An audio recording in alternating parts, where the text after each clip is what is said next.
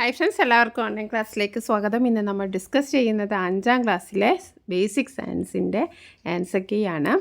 അപ്പോൾ നമ്മൾ 5 ആക്ടിവിറ്റീസ് ചെയ്താൽ മതി. 7 ആക്ടിവിറ്റീസ് നിങ്ങൾക്ക് തന്നിട്ടുണ്ട്. അപ്പോൾ അറിയാവുന്ന 5 ആക്ടിവിറ്റീസ് ചെയ്യുക. അപ്പോൾ നമുക്ക് ആദ്യത്തെ ചോദ്യം നോക്കാം. Mammals are animals which give birth to young ones and feed them. Which among the following is not feature of mammals. അപ്പോൾ മാമൽസിൻ്റെ ഫീച്ചർ അല്ലാത്തതാണ് എഴുതേണ്ടത്.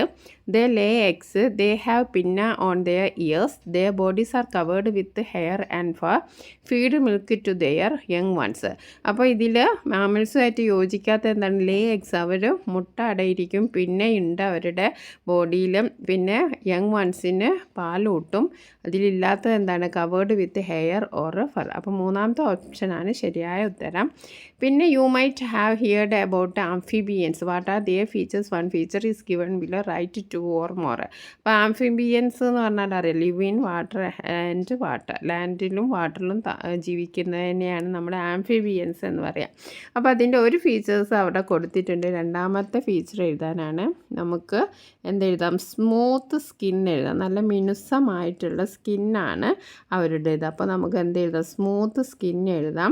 പിന്നെന്താണ്? Body temperature is regulated. Body temperature regulated, അവരുടെ ബോഡി ടെമ്പറേച്ചർ റെഗുലേറ്റഡ് ആയിട്ടുള്ളതാണ്. അപ്പം body temperature regulated എന്നും എഴുതാം. അപ്പോൾ 2 നമുക്ക് എഴുതാം. Smooth skin, body temperature regulated എന്ന് എഴുതാം. ഇനി അടുത്ത എന്താണ്? Tadpole is formed by hatching of eggs of frogs. Name this phenomena. Write the name of the organism which shows the winner other than frog. അപ്പോൾ ടാഡ്പോൾ എന്ന് പറയുന്നത് എഗ്സിൻ്റെ hatch ചെയ്തിട്ടാണ് ഉണ്ടാകുന്നത്. അപ്പോൾ ആ ഒരു ഫിനോമിനെ പറയുന്ന പേരെന്താണെന്നാണ് ചോദിച്ചത്. അതിന് നമ്മൾ പറയുന്ന പേരെന്താണ്? മെറ്റാമോർഫോസിസ്. അത് നമ്മൾ പഠിച്ചതാണല്ലേ, മെറ്റാമോർഫോസിസ്. ഓക്കെ, മെറ്റാമോർഫോസിസ് എന്നാണ് അതിന് പറയാം.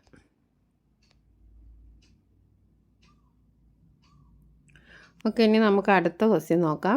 Which of the following is the primary reason for the decrease in the number and extinction of reptiles? Choose it from below.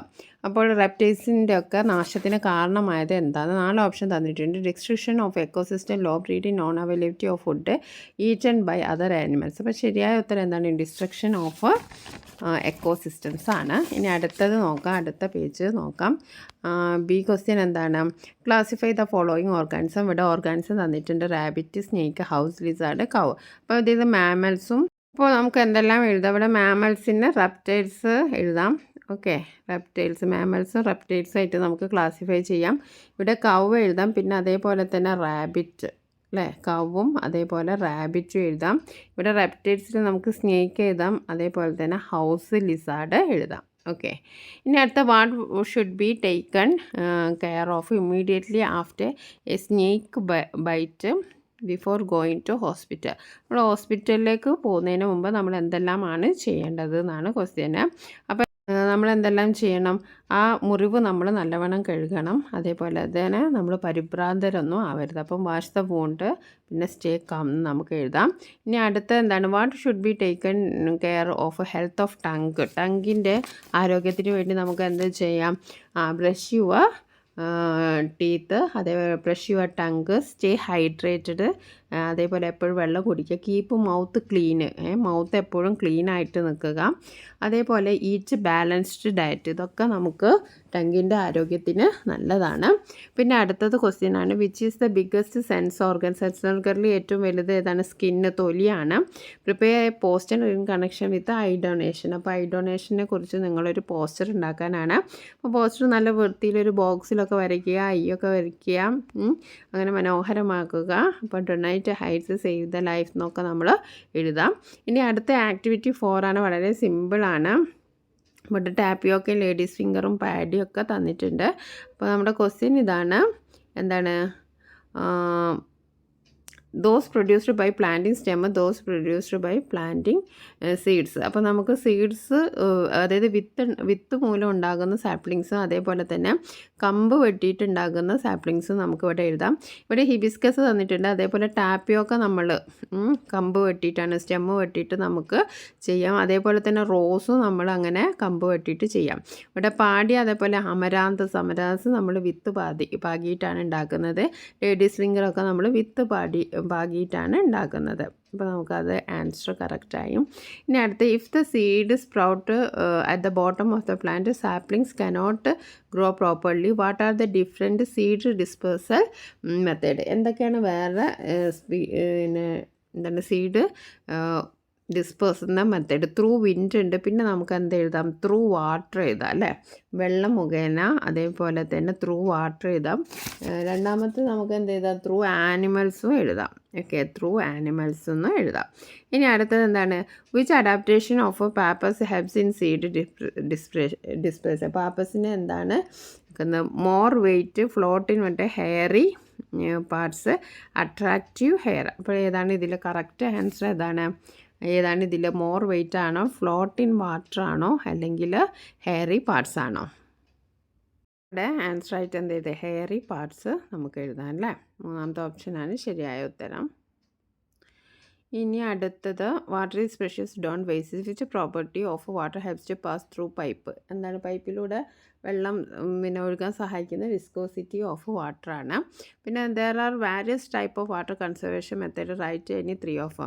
അപ്പോൾ നമുക്ക് വാട്ടർ കൺസർവ് ചെയ്യാനുള്ള ഒരുപാട് മെത്തേഡ് നമ്മൾ പഠിച്ചിട്ടുണ്ട്. അതിലൊന്നാണ് റെയിൻ വാട്ടർ ഹാർവെസ്റ്റിംഗ് അല്ലേ.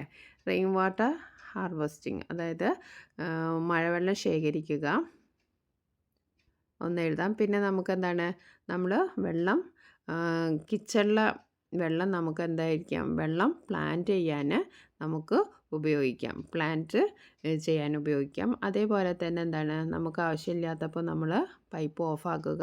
പിന്നെ എന്തെങ്കിലും ലീക്കേജോ കാര്യങ്ങളൊക്കെ ഉണ്ടെങ്കിൽ അതൊക്കെ ഫിക്സ് ചെയ്യാം. ഇനി which among the following is the solid state of water? ഇപ്പോൾ സോളിഡ് സ്റ്റേറ്റ്, വെള്ളത്തിൻ്റെ സ്റ്റേറ്റിൽ സോളിഡ് ആയിട്ടുള്ള ഏതാണെന്നാണ് ചോദിച്ചിരിക്കുന്നത്. അപ്പോൾ അറിയാമല്ലോ നമുക്ക് ഐസാണ്, സോളിഡ് സ്റ്റേറ്റ് ഐസാണ്. ഇനി അടുത്ത ക്വസ്റ്റ്യൻ നോക്കാം. You might have an experience in your classes to treat the air is necessary for burning, what are the materials need other than match box അല്ലാണ്ട് അവിടെ നമുക്ക് വേണ്ട എന്താണ്, ഗ്ലാസ് ജാർ വേണം, ക്യാൻറ്റിനും വേണം അല്ലേ. പിന്നെ write the note of experience that air is needed for burning. അപ്പോൾ അതിൻ്റെ എക്സ്പീരിമെൻറ്റ് നോട്ട് എഴുതാനാണ്. പിന്നെ അടുത്ത which among the following is non renewable resource of energy? Petrol, wind, solar energy, പിന്നെ കോൾ. അപ്പോൾ ഇതിൽ ഏതാണ് നോൺ റിന്യൂവബിൾ എന്ന് പറയുമ്പം അതിലേതാണ് വരിക? നമ്മൾ കോളാണ് വരിക. ഓക്കെ, അപ്പോൾ നമുക്കത് എഴുതാം. ഇനി അടുത്ത ക്വസ്റ്റ്യന് ആക്ടിവിറ്റി 7 ആണ്. അപ്പോൾ activity 7 artificial satellites, manmade machines, right 2 services they do to us.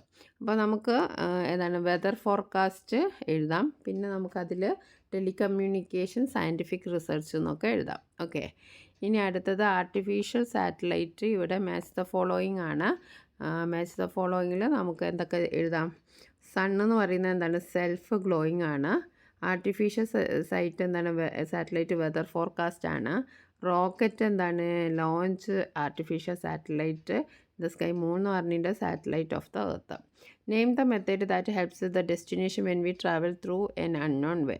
അപ്പോൾ നമ്മൾ ഒരു അറിയാത്ത വഴി കൂടെ പോകുമ്പോൾ നമ്മൾ ഡെസ്റ്റിനേഷന് സഹായിക്കുന്ന, അവിടെ എത്തിച്ചേരാൻ നമ്മൾ സഹായിക്കുന്ന ഏതാണ്? ഷാഡോ ആണോ, TV ആണോ, GPS ആണ്, റേഡിയോ അല്ല. അപ്പോൾ കറക്റ്റ് ആൻസർ GB ആണ്. ഇവിടെ നമുക്ക് നോൺ റിന്യൂവബിൾ എനർജിയിൽ നമുക്കിവിടെ പെട്രോളും കോളും എഴുതാം, രണ്ടും നോൺ റിന്യൂവബിൾ ആണ്.